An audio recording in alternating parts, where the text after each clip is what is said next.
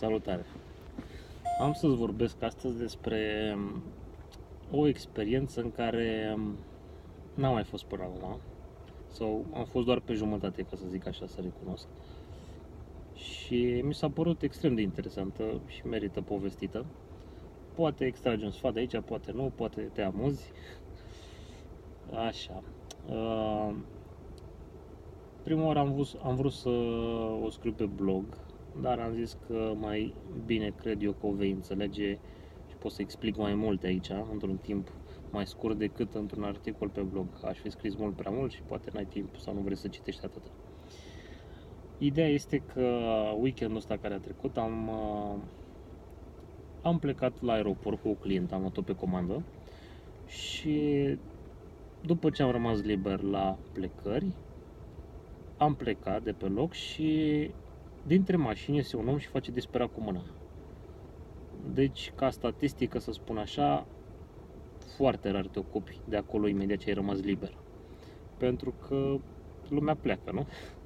Care șansele să iei un client de acolo? Singura șansă este nu știu, să meargă mai mulți oameni la aeroport, să conducă, să petreacă cu membru al familiei, un prieten drag și după aia, după ce a plecat ăla, tu să ieși afară să iei un taxi de la plecare. Dar în rest nu prea am găsit clienți de acolo. Ideea cu acest om a fost că el trebuia să plece, dar să zic așa, mai avea cam o oră, mai puțin de o oră până se închideau porțile la avionul lui și mai trebuia să-și facă și check-in-ul. Omul, cum să zic, în țara unde urma să se ducă, trebuia să închirieze o mașină pentru, nu știu ce treabă avea omul acolo. Bănuiesc că te-ai prins, nu, de problemă, și uitase carnetul de conducere acasă, permisul de conducere. Da, și la distracție. L-am luat pe om, eu pe parcursul cursei am aflat chestia asta. El mi-a zis Colentina când s-a urcat. De Colentina. Nu mi-a zis dus întors. Apropo, fac o paranteză aici, foarte important. Atunci când vă urcați în taxi, dacă aveți mai multe opriri de făcut sau nu știu, mergeți într-un loc, faceți ceva și după aia vă întoarceți înapoi, specificați șoferului treaba asta, pentru că spun acum cum procedez eu. Dacă clientul se urcă în mașină și îmi spune, nu știu, la mall Băneasa, AFI, la aeroport, la supermarket, la coafor, la adresa nu știu care și atât, eu ce înțeleg de asta? Omul vrea să meargă acolo, nu stau să-l întreb, domne, rămâi acolo, cobori, mai vine cineva, mai rezolvi ceva și mergem mai departe, nu-i treaba mea, sincer. După aia zice că stau eu să-l chestionez ce face și unde face. Nu.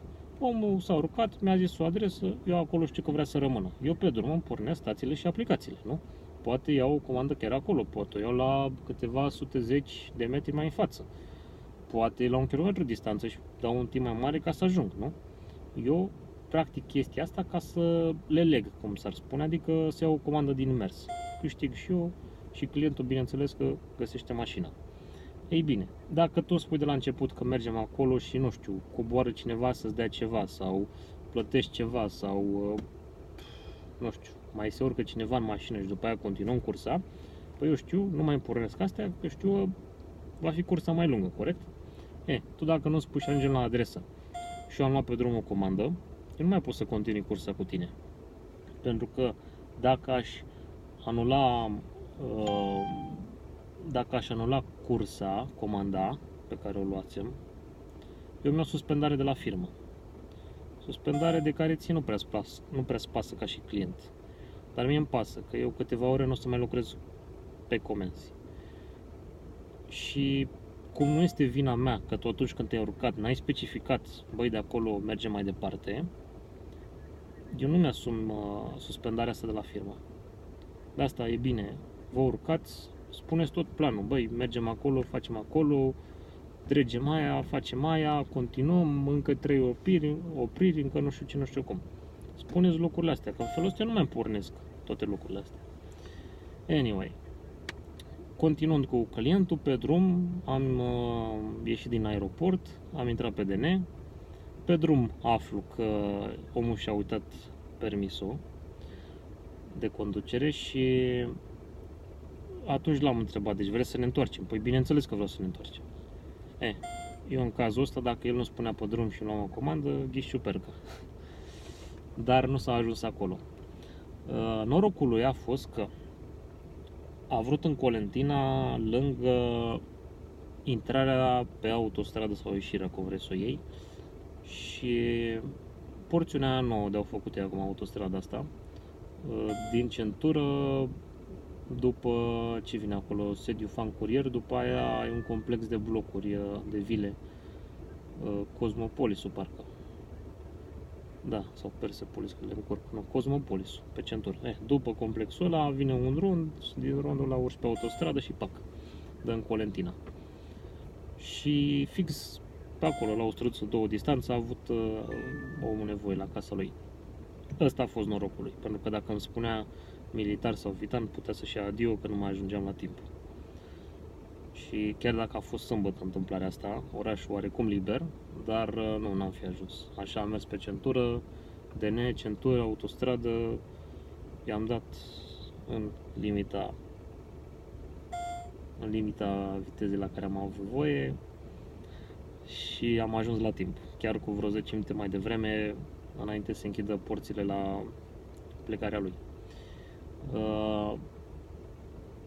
Da, deci un mic sfat, verificați tot înainte. N-am înțeles dacă omul ăsta se baza pe faptul că are o poză cu permisul de conducere și acolo când închiria mașina se arate poză, și cred că i-a plasat cineva în cap dubiu că nu ai nevoie de cel original, ca ăia să-l vadă, buletinul și permisul. Și omul ăsta, ca să fie sigur, îi trebuia neapărat mașina. Și că nu ar fi putut face ce avea nevoie fără mașină, se ducea degeaba. Și atunci, gândindu-se că poate are timp, am mers acasă să-l ridice. Gluma care a venit după ce am ajuns acasă, a luat permisul, ne-am întors, a intervenit o glumă, o întrebare: dacă merge într-o țară din Uniunea Europeană. Pentru că era tare amuzant să meargă în altă parte unde, bineînțeles, permisul de conducere nu ar fi fost valid.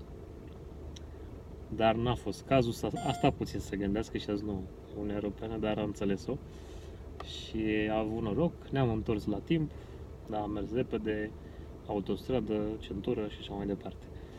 Deci, sper că te-a ajutat, ai învățat ceva. Dacă nu, eu îți mulțumesc că te-ai ajutat și astăzi la episodul meu. Eu sunt Bogdan Andrei și mult noroc îți doresc, că sănătate au avut și ea de pe Titanic și nu i-a ajutat prea mult, nu? Hai, o zi faină, pa!